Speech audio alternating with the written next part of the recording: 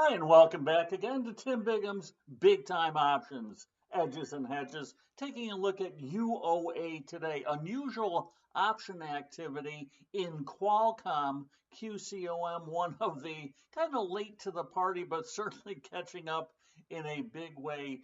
Chip stocks out there, and a great way, I think, to short-term IV. We've taken a couple looks at the long-term way to play it, but this is actually getting a little more aggressive in the short term, as we always like to do.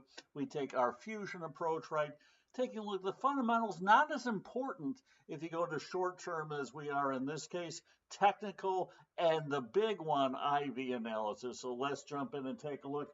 First, here's the scanner from Thursday. We were closed on Friday. You can see Qualcomm hitting up on several of the strike prices out there. So all of these kind of short term, the June 26th, July 2nd, which lifted the IV as well. We always like to say, take a look at fundamentals. A quick look, you can see price to sales getting towards that 6 times price to sales, which over the past 5 years has certainly been a sticking point to the upside.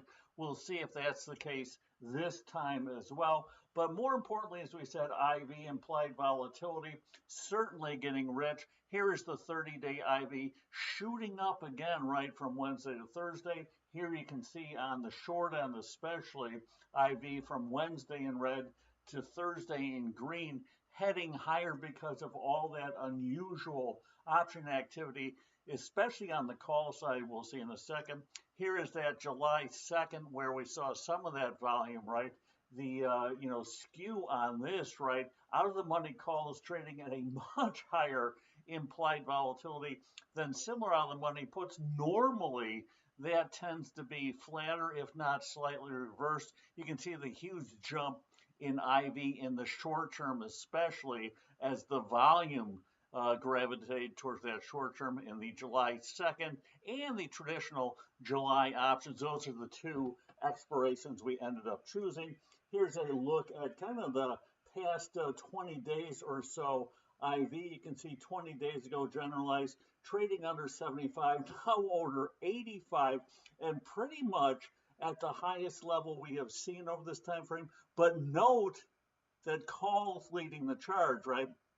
Put versus call IV differential now at the highest level we have seen. You can see here the highest difference over the past year was actually on Thursday, as all that big call buying, right, lifted the call IV versus the put IV, which we'll see in a second is normally kind of a sign maybe of a short-term top in Qualcomm. We shall see.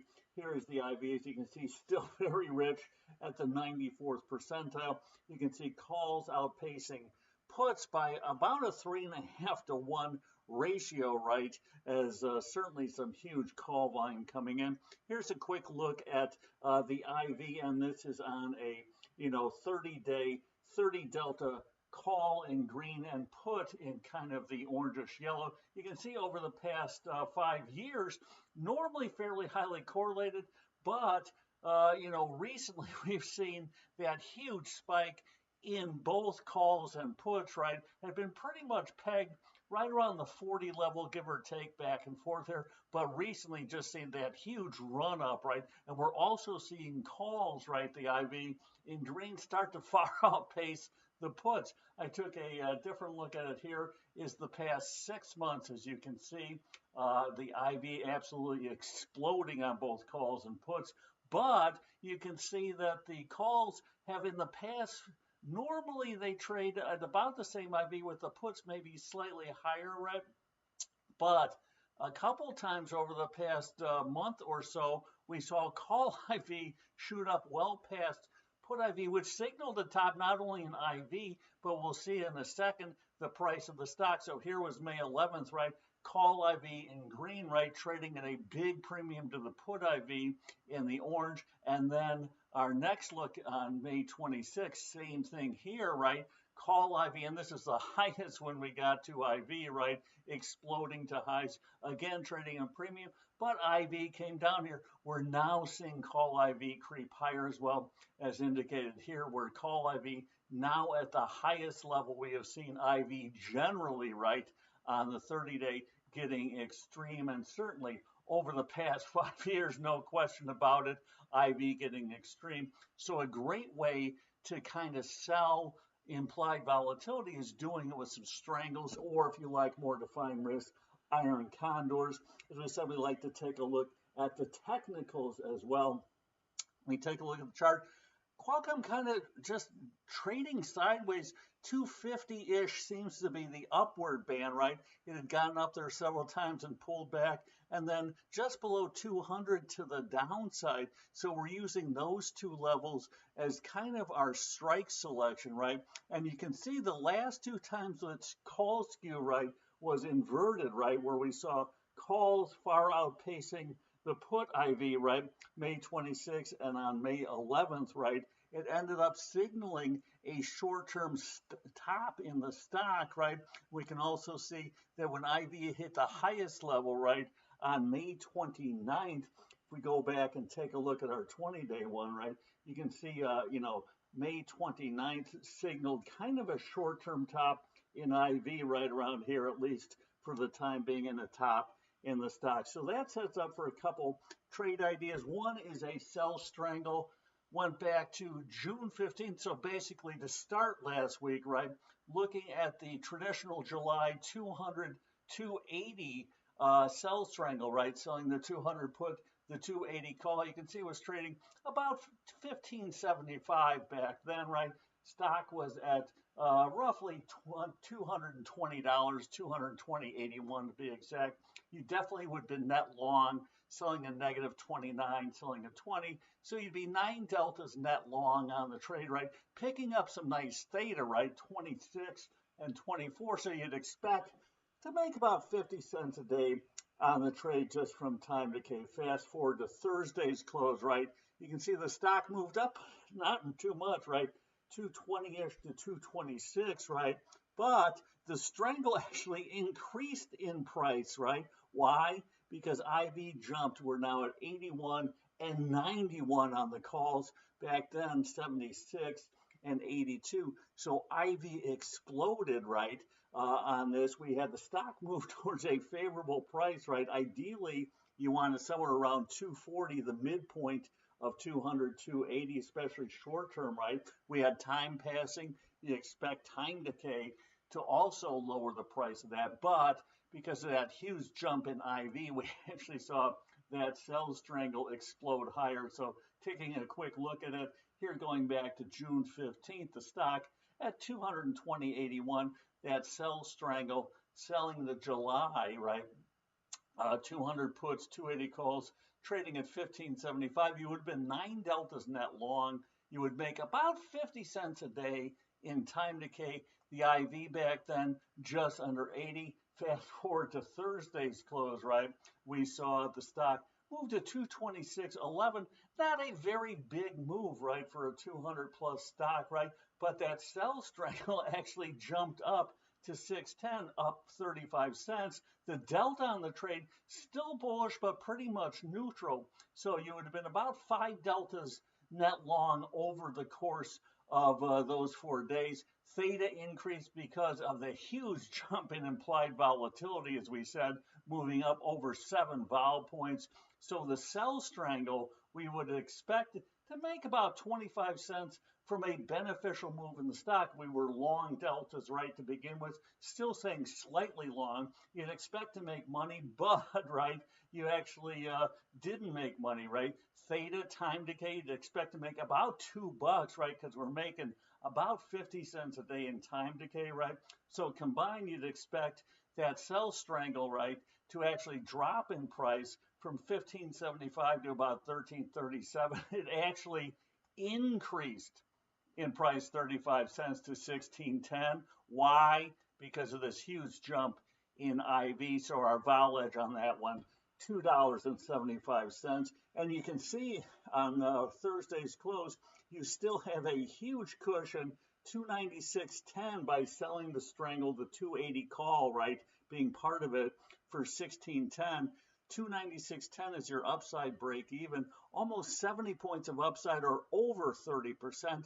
Your downside break even, right, which is the 200 strike that we're selling, right, less at 1610, 183.90, over 40 points, right, or almost 20%. So you have a huge big cushion. You have a better price, all because IV exploded higher here. So that's certainly one way to take advantage of it. Your volage, if you will, about $2.74. Another way is to go even shorter term, those July 2nd ones, right, where we saw some more volume on that. You can see the 200, 270. We moved the strike price on the call down a little bit, closed back on June 15th, right, at $11, right? IV, as we said, somewhere around that upper 80 level, right? You would have been definitely long, right?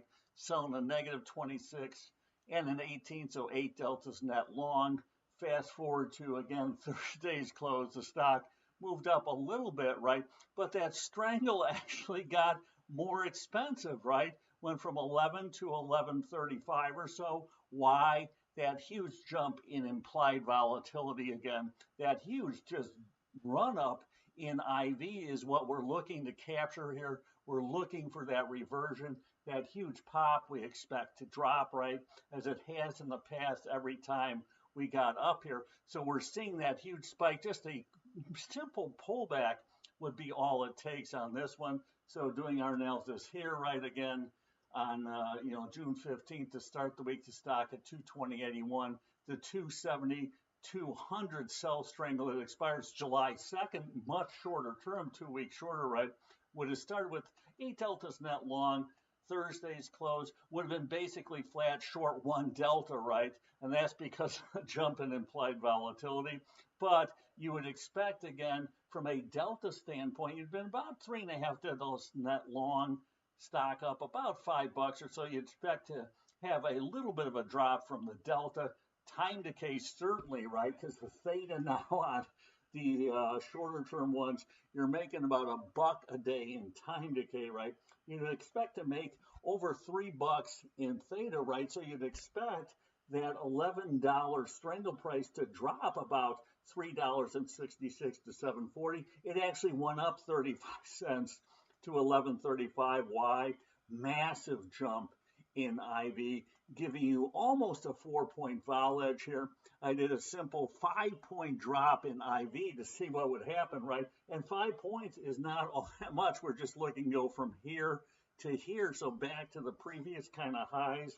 So doing that, if we lower the IV on the calls, you'd pick up about 66 cents just on the IV drop, right? On the puts, very similar, 64 cents. So you'd have about $1.30 gain just from the IV reversion on the strangle. If you prefer a defined risk trade, certainly an iron condor can make sense as well. Same sort of analysis here. Going out traditional July's now the 17th, the 200, 300, right? So further out of the money on the call side, I'd be selling the 300, 310 call spread, 200, 190 put spread, right? Back on June 15th with the stock at 220.81, that iron condor trading around 370. Fast forward to Thursday's close, that iron condor moved up to over 390. Why? Because you saw that huge jump in implied volatility that we just talked about, right? So you can see how that affects the return on the trade, right? The IV moving from about 80 to 88, right? Iron condor from 370 to 395. Your risk, right, back on June 15th to start the week, $6.30, which is just the 10-point wide, right, spread, less the premium received is 370. So your return on risk, 58.73%. Now with that same condor at $3.95, your risk is lowered to just over $6. You increase your return very nicely, right? And you have a much bigger cushion on the puts, right? To 26.11. The calls are still over 70 points out of the money, right? You have some time passing as well. So all systems kind of go on the iron condor too. So hopefully it explains how we go about identifying trade opportunities based really on these huge just run-ups in implied volatility.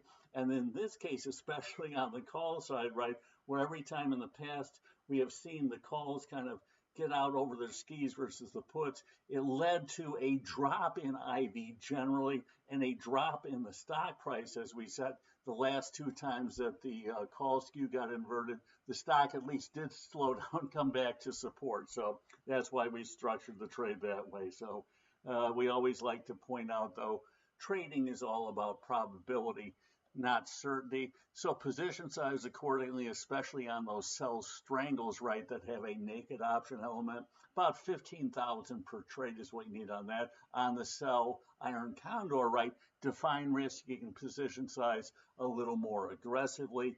And at the end of the day, sometimes you just got to say, what the F, and go for it, because we always know this ends badly. So until next time, as always, here's a good trading.